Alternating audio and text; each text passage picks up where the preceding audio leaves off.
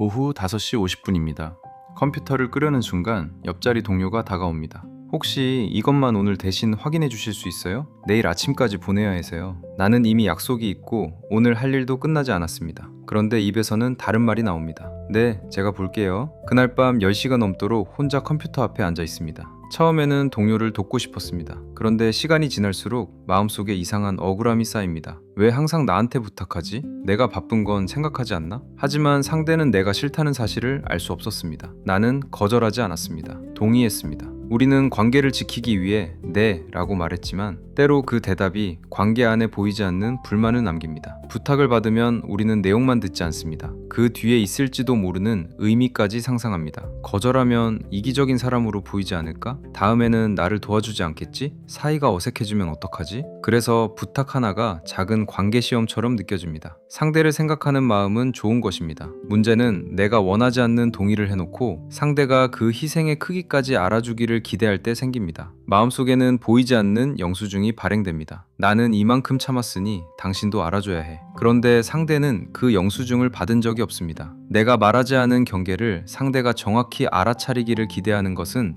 생각보다 어려운 일입니다. 거절 연구에서는 사람들이 안 된다고 말한 뒤 자신이 겪게 될 부정적인 결과를 실제보다 크게 예상하는 경향이 관찰되었습니다. 모임이나 식사 초대를 거절하는 장면에서도 초대받은 사람은 상대가 느낄 실망과 관계의 손상을 초대한 사람보다 더 크게 예상했습니다. 물론 이것이 모든 거절은 안전하다는 뜻은 아닙니다. 이미 한 약속을 갑자기 취소하거나 도움이 절실한 가족을 반복해서 외면하거나 권한을 가진 사람의 요구를 거절하는 상황은 결과가 다를 수 있습니다. 중요한 것은 두려움만으로 자동 동의하지 않는 것입니다. 실제 상황을 확인하고 내가 감당할 수 있는 범위를 말로 알려줘야 합니다. 오늘 기억할 것은 3가지입니다. 받고, 긋고, 남기기. 받는다는 것은 부탁을 수락한다는 뜻이 아닙니다. 상대의 말을 들었다는 뜻입니다. 긋는다는 것은 상대를 밀어내는 것이 아닙니다. 내가 가능한 범위를 알려주는 것입니다. 남긴다는 것은 반드시 다른 일을 대신해주겠다는 뜻이 아닙니다. 가능하다면 작은 대안을 남기고 불가능하다면 존중을 남기는 것입니다. 강둑이 강물을 싫어해서 만들어지는 것은 아닙니다. 물이 어디까지 흐를 수 있는지 알려주기 위해 존재합니다. 관계의 경계도 이와 비슷합니다. 부탁을 받았을 때 바로 대답할 필요는 없습니다. 특히 상대가 눈앞에 있으면 침묵이 불편해서 먼저 네 라고 말하기 쉽습니다. 그럴 때는 시간을 확보하는 문장을 사용하세요. 일정을 확인한 뒤 오늘 오후에 답드려도 될까요? 그리고 상대의 상황을 한 문장으로 받아줍니다. 내일 아침 마감이라 급하신 상황은 이해했습니다. 이 문장은 동의가 아닙니다. 당신의 말을 들었다는 확인입니다. 여기서 주의할 표현이 있습니다. 제가 어떻게든 해볼게요.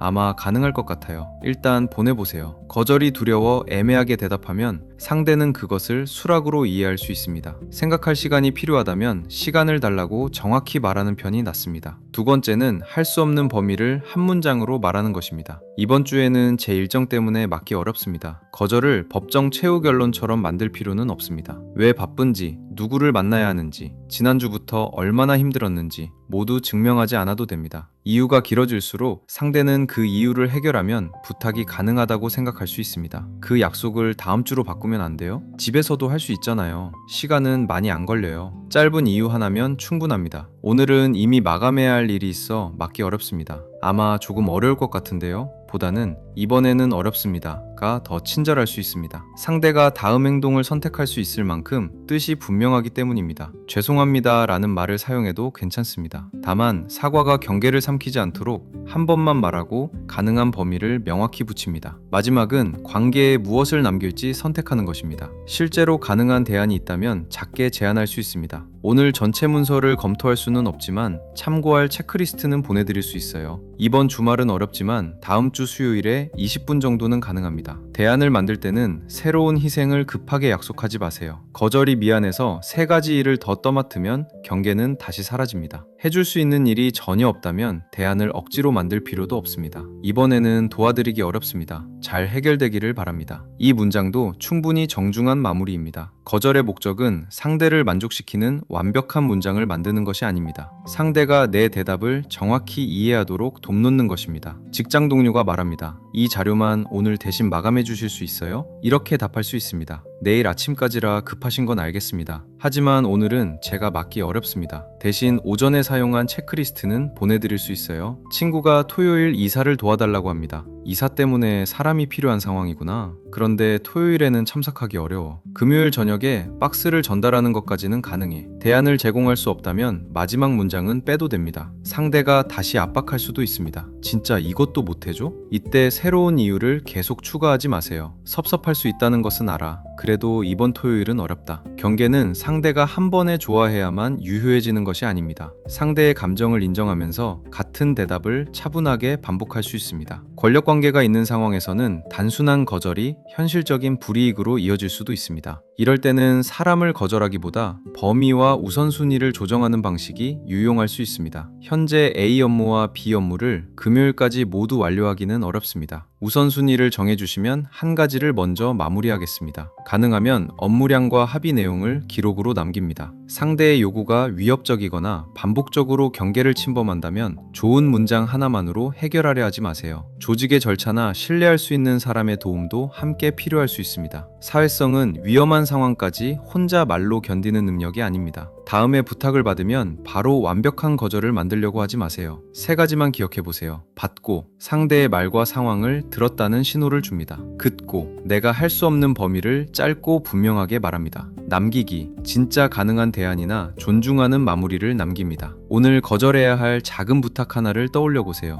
그리고 세 줄로 적어 보세요. 말씀하신 상황은 이해했습니다. 하지만 이번에는 어렵습니다. 제가 가능한 범위는 여기까지입니다. 관계를 지키는 사람은 모든 문을 열어두는 사람이 아닙니다. 어느 문이 열려 있고 어느 문이 닫혀 있는지 상대가 알 수 있게 말하는 사람입니다. 그래야 네 라는 대답도 희생이 아니라 진짜 선택이 됩니다. 실전 사회성 지창훈이었습니다.